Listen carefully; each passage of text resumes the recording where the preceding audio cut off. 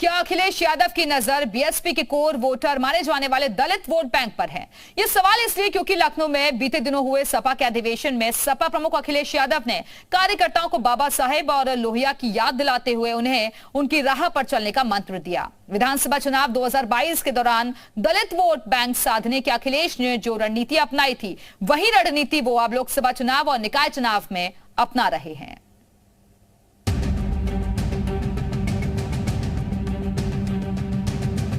Samajwadi party को UP के पिछले 3 चुनावों में बड़ा नुकसान हुआ है।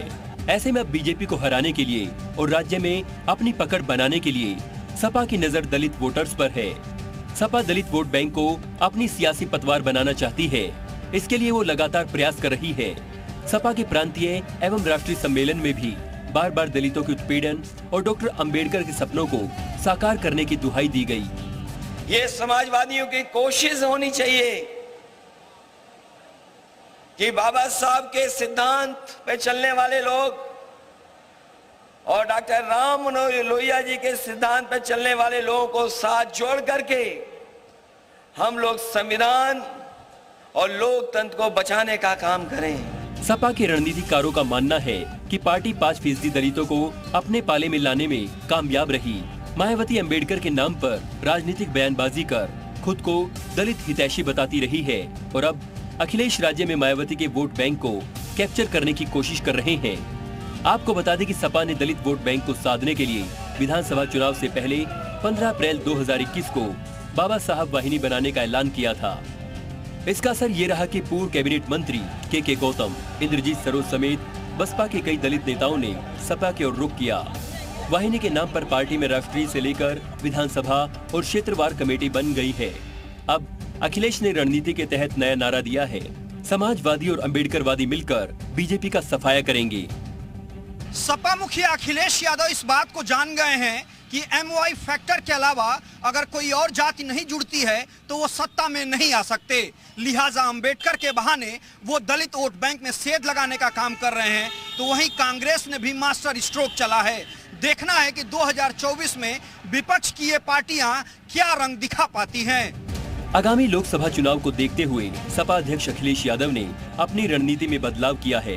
सपा अध्यक्ष दलित वोटर्स को लुभाने की पूरी कोशिश में जुटे हुए हैं। बसपा के लगातार कमजोर होने का फायदा अखिलेश यादव पूरी तरह से उठाना चाहते हैं। अखिलेश दलितों में पैठ बनाकर बाबा साहब के जरिए दलित वोट बैंक को साधने का कोई भी मौका हाथ से जाने नहीं देना चाहते हैं। ब्यूरो रिपोर्ट, जी मीडिया।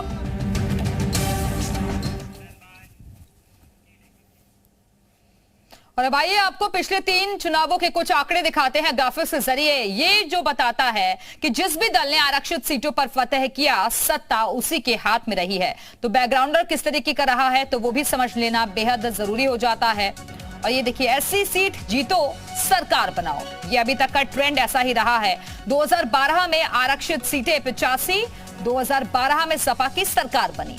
बारी बारी से हम आपको बता रहे हैं, बीजेपी 3 सीटों पर जीती और सपा 58 सीटों पर जीती।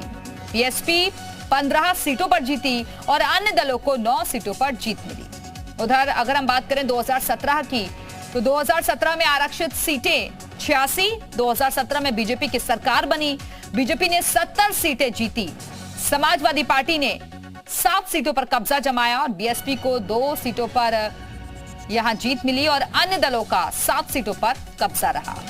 और अगर हम 2022 के चुनावों की बात करें तो 2022 में आरक्षित सीटें 86, 2017 में बीजेपी की सरकार बनी, 2022 में भी बीजेपी की सरकार बनी और बीजेपी गठबंधन ने 70 सीटें जीती। सपा गठबंधन ने 24 सीटों पर कब्जा जमाया और अन्य दलों का 5 सीटों पर कब्जा। तो देखा आपने कि आरक्षित सीटों पर कब्जा जमाने वाली पार्टी ही सत्ता पर बैठती है और इसीलिए दलित वोट बैंक को साधने की कोशिश हर दल की तरफ से, हर पार्टी की तरफ से की जा रही है। यूपी में जारी सियासी घमासान के बीच बीएसपी सुप्रीमो मायावती ने केंद्र सरकार पर निशाना साधा है। मायावती ने ट्वीट कर लिखा कि सरकारी कृपा दृष्टि के कारण भारत के उद्योगपतियों की निजी पूंजी में अभूतपूर्व वृद्धि होने से अब विश्व के धना सेठों में उनकी गिनती होती है। परंतु देश में करीब 130 करोड़ गरीब और निम्न आय परिवारों के जीवन में थोड़ा भी सुधार नहीं होना अति चिंता की बात। सरकार इस खाई को कैसे पाटेगी? वहीं अपने दूसरे ट्वीट में मायावती ने लिखा है कि भारतीय रुपयों के मूल्य में अनवरत गिरावट चुभने वाला संवेदनशील मुद्दा है। देश के विदेशी मुद्रा भंडार में भी लगातार कमी की खबरें अब लोगों को विचलित करने लगी हैं और ऐसे में भारतीय अर्थव्यवस्था को संभालने में यहां के उद्योगपतियों व धनासेठों की भूमिका क्या है, देश जानने को इच्छुक है।